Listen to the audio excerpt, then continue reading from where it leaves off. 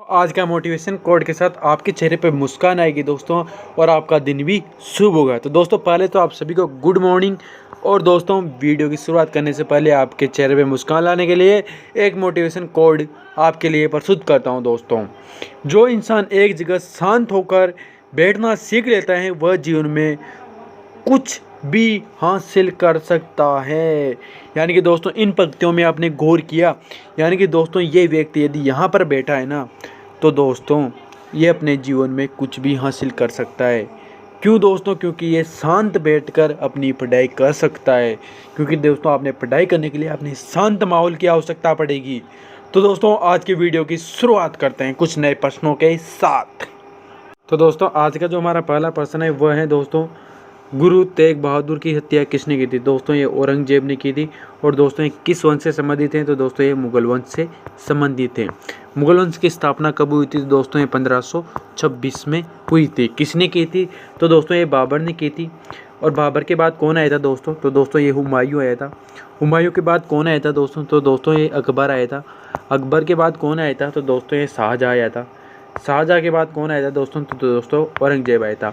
और इसका मुगल वंश का अंतिम शासक कौन था? तो दोस्तों बहादुर शाह सफर तीर्थे इसका अंतिम शासक था। तो दोस्तों अगले प्रश्न की बात करते हैं। शाहजहाँ ने अपनी बेगम मुमताज महल की याद में कौन सा स्मारक बनवाया था? तो दोस्तों ये ताजमहल बनवाया था। और दोस्तों ये तो आपने मालूम है कि ताजमहल आगरा में स्थित है। और आगरा कहाँ पर है? उत्तर प्रदेश में स्थित है। नेक्स्ट प्रश्न की बात करता हूँ दोस्तों, किस मुगल बादशाह के शासनकाल में चित्रकला ने अपनी चरम उसके पर पहुँच गए थे? यानी कि दोस्तों स्वर्ण काल कहा जाता है चित्रकला का। तो दोस्तों शासक का नाम है जहांगीर। क्योंकि दोस्तों चित्रकला का स्वर्ण काल जहांगीर के शासनकाल को कहा जाता है। आपसे पूछ ले दोस्तों कि स्थापत्य कला का स्वर्ण काल किस शासक के काल को कहा जाता है? तो दोस्तों ये शाहजहाँ के काल को कहा जाता है। ठीक है ना दोस्तों? क्योंकि दोस्तों जहांगीर ने तो दोस्तों चित्रकला पे ज़्यादा ध्यान दिया था और शाहजहाँ ने स्थापत्य पे कला पर ज़्यादा ध्यान दिया था। नेक्स्ट बात करता हूँ दोस्तों, सिख धर्म के किस गुरु की जहांगीर ने हत्या करवा दी थी? तो दोस्तों मोस्ट क्वेश्चन है, इसे आप मोस्ट लगा सकते हो दोस्तों, इसे आप मोस्ट लगा सकते हो। क्यों? गुरु अर्जुन देव। कौन थे दोस्तों? गुरु अर्जुन देव। नेक्स्ट प्रश्न की बात करता हूँ दोस्तों, हुमायूं नामा पुस्तक की रचना किसने की थी? तो दोस्तों ये की थी गुलबंदन बेगम ने। गुलबंदन बेगम ने इसने हत्या की थी। नेक्स्ट प्रश्न की बात करता हूँ दोस्तों, किसने अपनी विजयों के उपलब्ध में चित्तौड़ में विजय स्तंभ का निर्माण कराया था? तो दोस्तों ये राणा कुंभा था, जिन्होंने दोस्तों चित्तौड़ की विजय में किसका ये कराया था दोस्तों निर्माण? तो दोस्तों ये विजय स्तंभ का निर्माण कराया था। कीर्ति स्तंभ भी दोस्तों इसे करते हैं। कहाँ पर है दोस्तों? तो दोस्तों ये चित्तौड़गढ़ में स्थित है। चित्तौड़गढ़ कहाँ पर है? तो दोस्तों ये राजस्थान में स्थित है, जिस क्षेत्रफल की दृष्टि से सबसे बड़ा राज्य है। नेक्स्ट प्रश्न की बात करता हूँ दोस्तों, नालंदा विश्वविद्यालय की स्थापना किसने की थी? तो दोस्तों ये कुमारगुप्त ने की थी। और दोस्तों अभी तो आपने मालूम ही होगा कि नालंदा विश्वविद्यालय की कुमारगुप्त ने की थी। किस वंश से संबंधित है? तो दोस्तों ये गुप्त वंश से संबंधित है। अभी आपको बात याद रखनी है।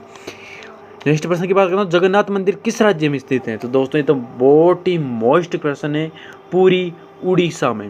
और आपसे पूछ लिया जाए कि कोणार्क मंदिर कहाँ पर स्थित है? तो दोस्तों ये उड़ीसा राज्य में स्थित है।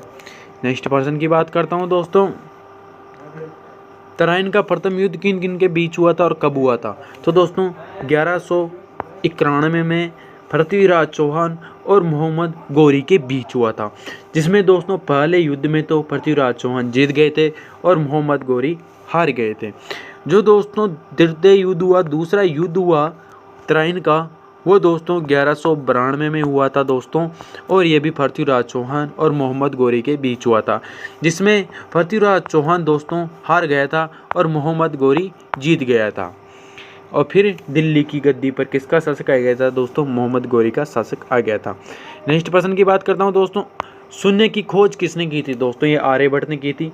और दोस्तों आपने मालूम है कि शून्य के बिना हम अब कितने अधूरे थे दोस्तों। पहले ये तो शून्य की खोज होने के बाद दोस्तों अब हम कितने विकसित हो गए हैं, ये बात तो आपको मालूम है कि दोस्तों यदि कोई संख्या के पीछे दोस्तों जीरो लगा दिया जाए तो दोस्तों उस संख्या का महत्व बढ़ जाता है। और दोस्तों ये तो आपने बात सुनी होगी कि शून्य का कोई महत्व नहीं होता, लेकिन किसी संख्या के पास जीरो लगा दिया जाए तो दोस्तों उस एक का महत्व बढ़ जाता है। ये तो बात आपको सुनी होगी। नेक्स्ट प्रश्न की बात करता हूँ दोस्तों, सिकंदर किसका शिष्य था?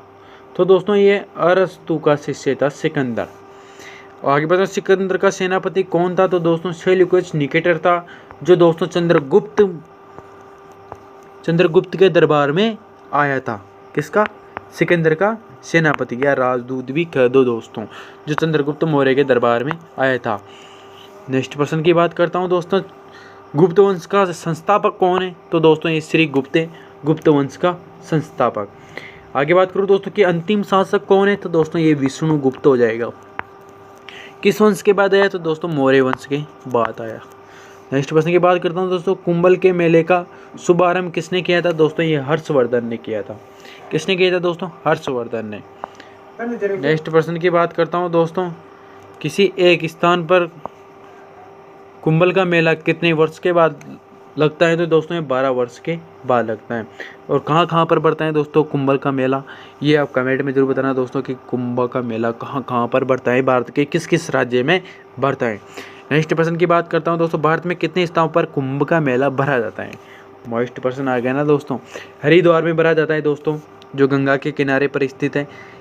इलाहाबाद में भरा जाता है दोस्तों, जो गंगा यमुना के संगम पर है। और नेक्स्ट बात करूँ दोस्तों, उज्जैन में भरा जाता है, जो किस नदी के किनारे पर है? श्रीपाद नदी के किनारे। और नासिक में भरा जाता है दोस्तों, जहाँ पर कौन सी नदी है? गोदावरी नदी है।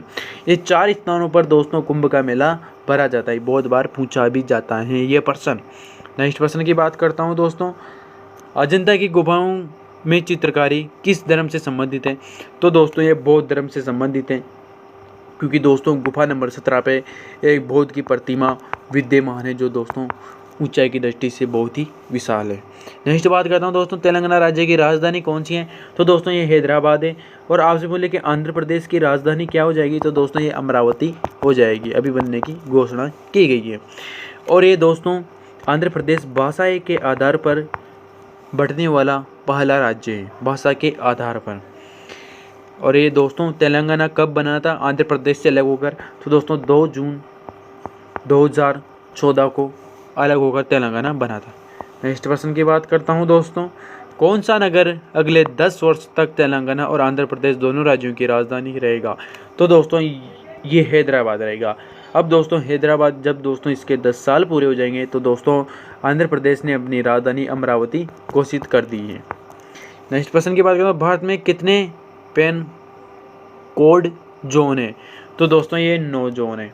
आपसे पूछ ले कि भारत में महारत्न कंपनियां कितनी हैं? तो दोस्तों ये 11 महारत्न कंपनियां हैं। आपसे दोस्तों छोटे छोटे प्रश्न है ना, ये बहुत घुमा फिरा कर नहीं देगा एग्जामिनर। आपको सीधा पूछ ले कि पृथ्वी दिवस कब मनाया जाता है? तो दोस्तों आप क्या बताओगे? तो फिर दोस्तों ऐसे प्रश्नों को, जैसे आपसे बोले कि मतदाता दिवस कब मनाया जाता है, तो फिर क्या बताओगे? आपको सटीक आंसर आना चाहिए कि 25 जनवरी मतदाता दिवस, ऐसे आंसर आना चाहिए दोस्तों आपको, जब आपका कंपटीशन का एग्जाम फाइट होगा। तो दोस्तों अगले